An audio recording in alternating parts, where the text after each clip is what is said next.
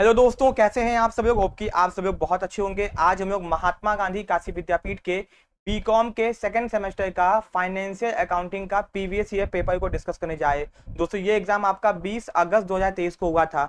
दोस्तों ये वीडियो आपके आने वाले सेमेस्टर एग्जाम के लिए इंपॉर्टेंट है। अगर आप लोग महात्मा गांधी काशी विद्यापीठ के सेकंड सेमेस्टर में हो एंड आपका फाइनेंशियल अकाउंटिंग का एग्जाम आने वाला है, तो ये प्रीवियस ईयर पेपर आपको बहुत काम आएगा, ठीक है। क्योंकि किसी भी यूनिवर्सिटी का प्रीवियस ईयर पेपर से हमको आइडिया लग जाता है कि हमको नेक्स्ट एग्जाम में क्या आने वाला है। एंड अगर आप लोग कोई भी एंट्रेंस एग्जाम देने वाले हो, चाहे वो बीकॉम का हो चाहे वो एमकॉम का हो, तो आपका ये फाइनेंशियल अकाउंटिंग सब्जेक्ट है, तो एमसीक्यू क्वेश्चन आपके वहां पर भी काम आएंगे, ठीक है।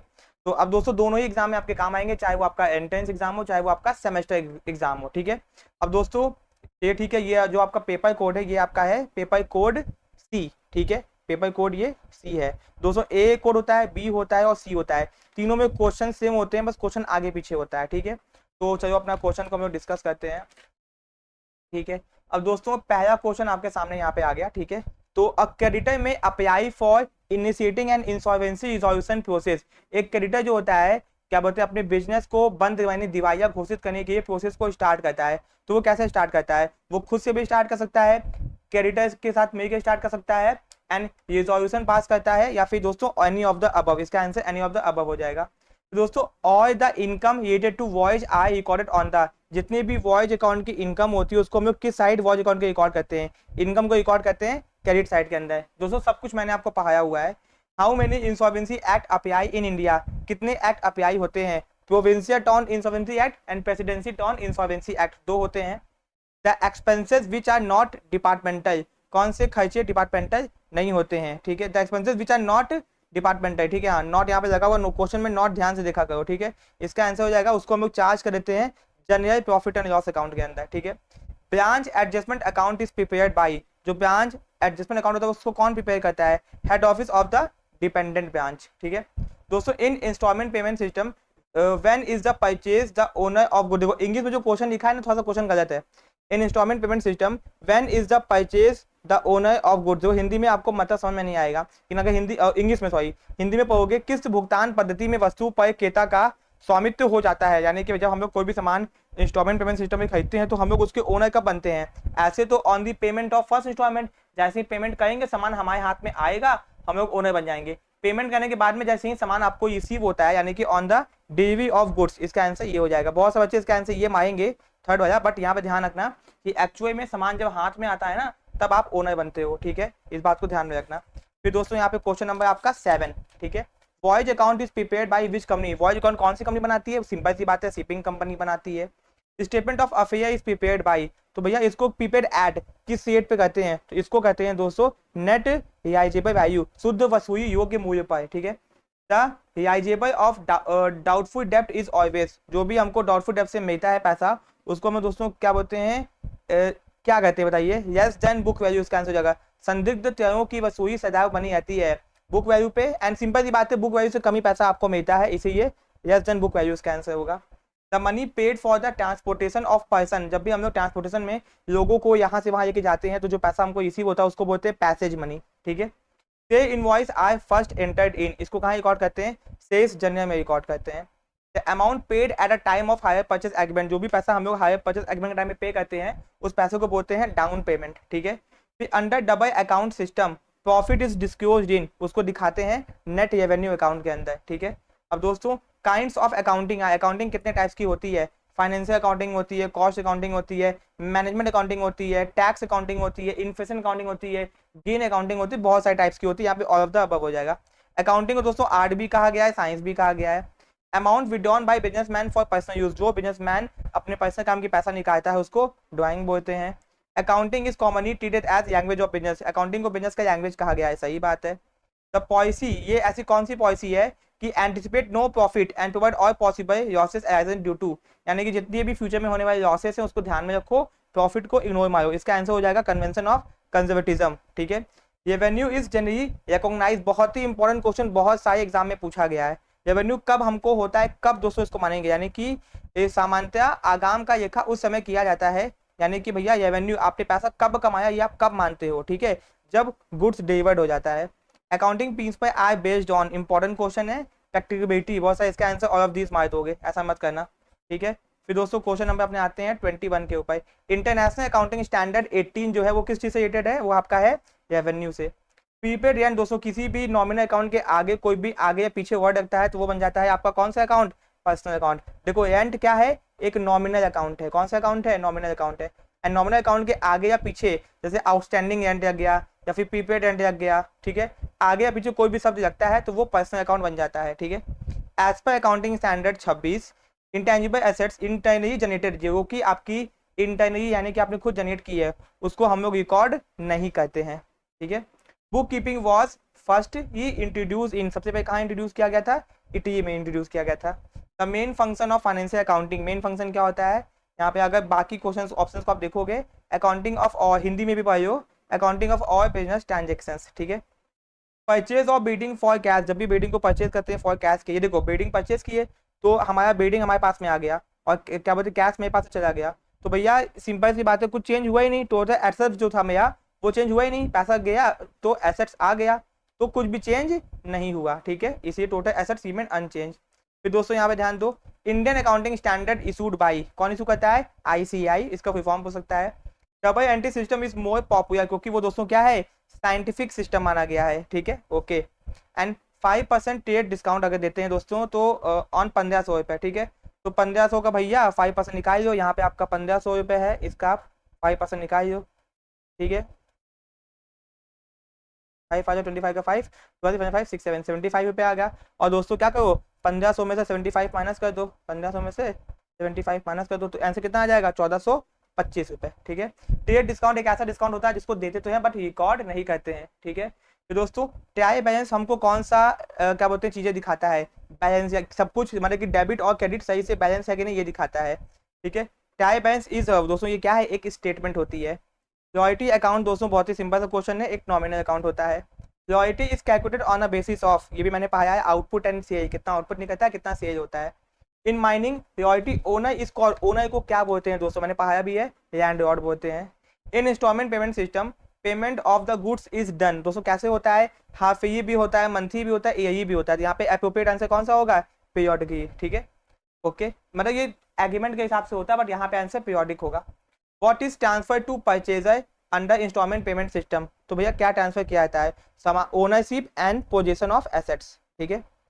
The sales of goods act not applicable in, तो भैया sales of goods act hire purchase पे अप्लीकेबल नहीं होता है। From which year hire purchase act applicable, hire purchase act 1972। Hire purchase charges depreciation on, किस वैल्यू के ऊपर depreciation charge करते हैं, cash price of the assets, क्योंकि भैया अकाउंटिंग का प्रिंसिपल होता है हिस्टोरिकल कॉस्ट, ये कहता है किसी भी एसेट्स के ऊपर डेप्रिसिएशन उसके कैश प्राइस पे ही चार्ज करना चाहिए जितना जितने हमने उसको खरीदा है, ठीक है। फिर in higher purchase system the seller dash the goods in case of non payment, सामान बेचने वाला सामान को क्या कर सकता है, देखो सामान बेचने वाला सामान को वापस सीज कर सकता है, यानी कि अपने पास में, एक्चुअल में इसको बोलते हैं रीपोजेशन, ठीक है, इसको ध्यान रखना, यानी सामान का पोजीशन अपने पास में वापस आ जाएगा। या फिर वो सिंपल इंटरेस्ट चार्ज कर सकता है 5% पर एनम से, ठीक है। या देखो यहाँ पे आंसर क्या हो जाएगा, सीज, सीज यानी कि अपने कब्जे में ले जाएगा, इसका दूसरा नाम क्या है, रीपोजेशन, पोजीशन, सामान की पोजीशन अपने पास में वापस ले जाएगा। या फिर सिंपल इंटरेस्ट चार्ज कर सकता है 5% से, ठीक है।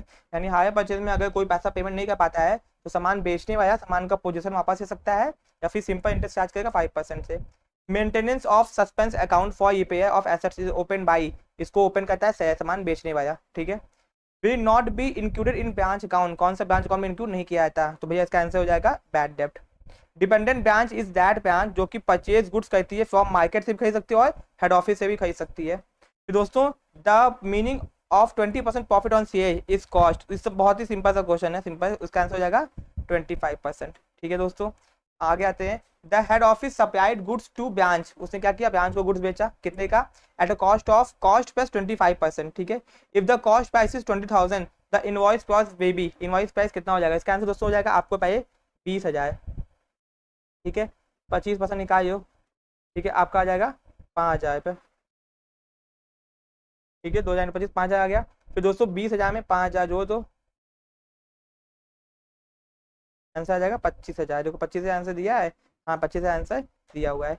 अब दोस्तों goods send by headquarter to the branch received by the branch are credited by the head office to, इसका आंसर हो जाएगा branch account. Balance of departmental profit and loss will be transferred, ठीक है, in general profit and loss account. देखो simple simple सा question है, direct पूछा हुआ है। अगर किसी ने सब्जेक्ट की पढ़ाई की है, मैंने पूरा वीडियो अपनी ऐप के अंदर अपलोड किया हुआ है, जहां पे आप लोग पूरा अच्छे से डिटेल में पढ़ सकते हो।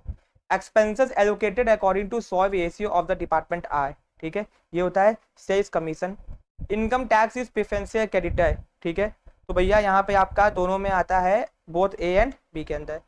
अमाउंट ड्यू टू गवर्नमेंट और local authority comes under preferential creditor, इसका आंसर हो जाएगा, ठीक है।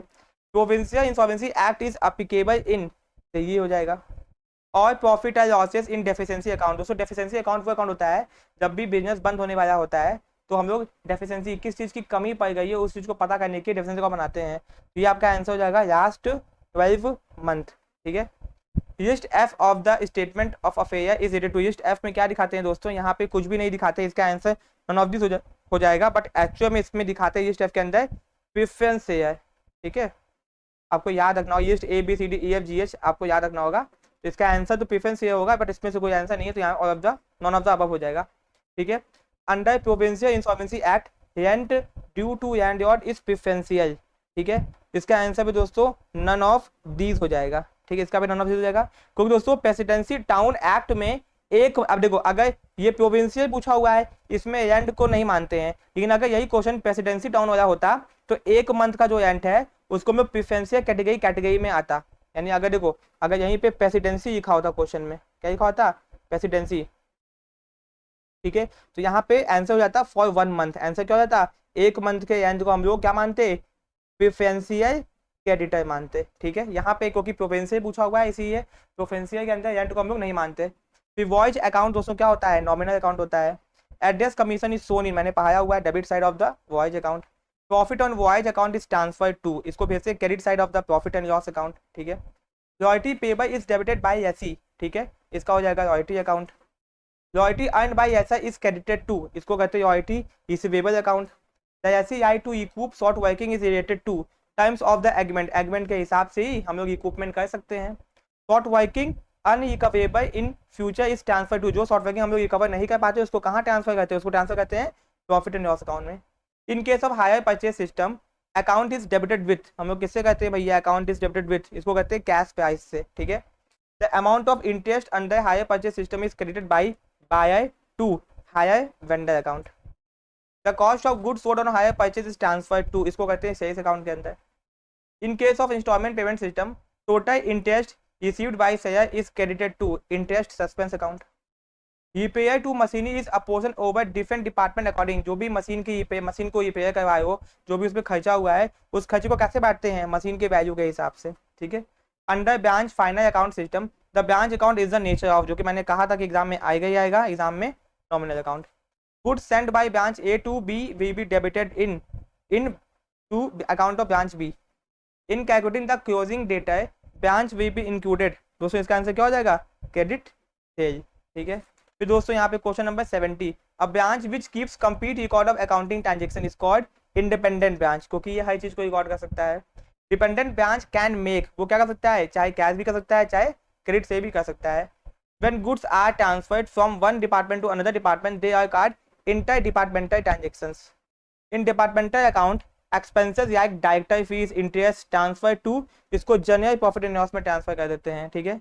In which year insolvency and bankruptcy code came into force, 2016, ठीक है। तो दोस्तों an outstanding salary of manager is an item to be included in which creditor, ठीक है, इसका आंसर हो जाएगा दोस्तों इन अनसिक्योर्ड क्रेडिटर्स, ठीक है। ये थे आपके 75 क्वेश्चन जो कि कंप्लीट हो गए, ठीक है, इंपॉर्टेंट वीडियो था दोस्तों। अगर आपको अच्छे से पढ़ाई करनी है, यानी कि अगर आपको इस पूरे सब्जेक्ट का वीडियोस वॉच करने हैं दोस्तों, वो भी बहुत अच्छे तरीके से, यानी कंप्लीट वीडियोस जिसमें आपको एक एक चैप्टर को विथ नोट्स के हिसाब से पढ़ाया जाएगा, ठीक है। कंप्लीट वीडियोस आपको मिलेंगे, प्लस आपको पीडीएफ नोट्स मिलेंगे। अगर आपको प्रिंटेड नोट्स चाहिए तो आपको उसका अलग से चार्ज देना पड़ेगा।